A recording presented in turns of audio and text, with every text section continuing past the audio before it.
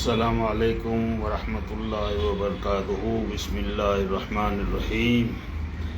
میرے followers, friends, عزیز ساتھیوں، سننے والوں، میں نے آج اپنے اس فیس بک پیج پر 3 پوسٹ اپلوڈ کی ہے۔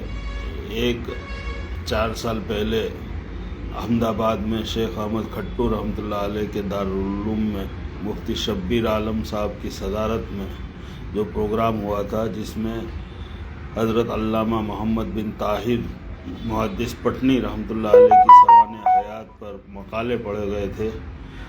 دوسری ایک پوسٹ ہے گجرات ٹوڈے کے اینیول ڈے کی، جس میں ملت کے اہم لیڈران گجرات کے، انڈیا کے اور UK کے، امریکہ کے، سارے ملت کے اہم ذمہ داران شریک تھے۔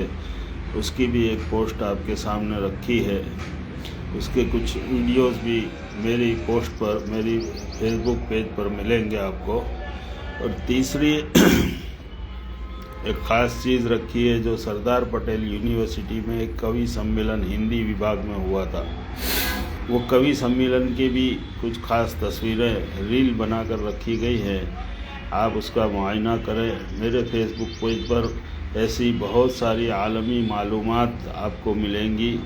اس سے کچھ 2-3 مہینہ پہلے میں نے کھمبات کا ایک درگاہ کا دورہ کیا تھا، کھمبات شہر کا دورہ کیا تھا، تو وہاں کی جو تاریخی چیزیں ہیں اس کا بھی ذکر کیا ہے، اور اس میں خاص طور پر یہ ذکر کیا ہے کہ ایسی اوقاف کی عمارتیں ہندوستان میں بہت ساری ہیں، اور اس میں یہ ذکر بھی ہوا کہ قبرستانوں میں جو ہمارے بزرگوں کی نعشیں مدفون ہیں، اللہ تبارک تعالیٰ بعض اپنے محبوب بندوں کی نعش مبارک ہی نہیں، ان کے کفن تک کو بھی کیڑے مکوڑوں سے محفوظ رکھتا ہے، اور قیامت تک وہ ایسے ہی محفوظ رہتے ہیں۔ کبھی کبھی قبریں کھل جاتی ہے تو ایسا محسوس ہوتا ہے، ایسی لاشیں ملتی بھی ہیں، پھر ہمارے مسلمان بھائی جو وہاں ہوتے ہیں اس کو پھر سے دوبارہ دفن بھی کر دیتے ہیں۔ آج کل ڈیمولیشن کا معاملہ چل رہا ہے، اور اوقاف کی تحفظ کا خطرہ ہے، اور خاص کر کے زیادہ تر حکمران اوقاف ہی پر نظر رکھے ہوئے ہیں، اور اوقاف کی عمارتوں کو اور اوقاف کی زمینوں کو ڈیمولیشن کے زمرے میں شمار کر کے اس کو ڈیمولش کرتے ہیں، تہس نہس کرتے ہیں۔ ایسے میں اگر وہ قبرستان کو باقی رکھیں اور قبروں کے نیچے جو سوئے ہوئے ہمارے ہیں ذمہ دار، ان کو، جو ہمارے بزرگ، ہمارے اسلاف پتہ نہیں کتنے صدیوں سے سوئے ہوئے ہیں، کتنے سالوں سے سوئے ہوئے ہیں، ان کو خیر وہ اس دنیا سے رخصت کر گئے، ہم اس کو انتقال کہتے ہیں، لیکن وہ سوئے ہوئے ہیں، اور کل قیامت میں ان کو دوبارہ زندہ بھی ہونا ہے۔ تو اللہ کے اپنے محبوب بندے بھی قبر میں مدفون ہیں، اور ہندوستان کی سرزمین میں ایسے کئی قبرستان ہیں۔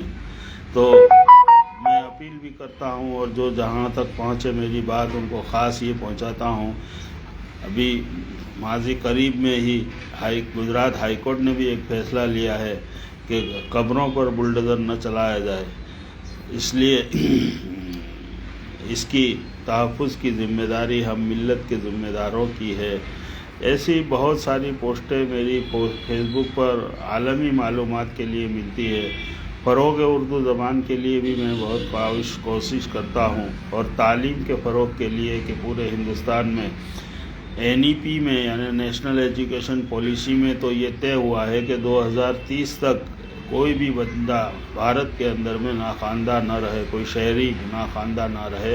لیکن ہمارے ملی کونسل نے اس سے پہلے 2018 میں یہ فیصلہ لیا تھا کہ ہم ایک ایسا مشن چلائیں گے کہ 2050 تک پورے بھارت میں کوئی ناخواندہ نہ رہے، سب تعلیم یافتہ رہے، 100% وہ ساکشرتا ہونی چاہیے۔ اس کا فیصلہ بھی مشن تعلیم کے 2050 کے ذریعے آل انڈیا ملی کونسل کے سربراہ ڈاکٹر منظور عالم صاحب نے پیش کیا تھا، اور وہ عمل میں بھی ہے، اور کئی ریاستوں میں اس پر عمل پیرا ہے۔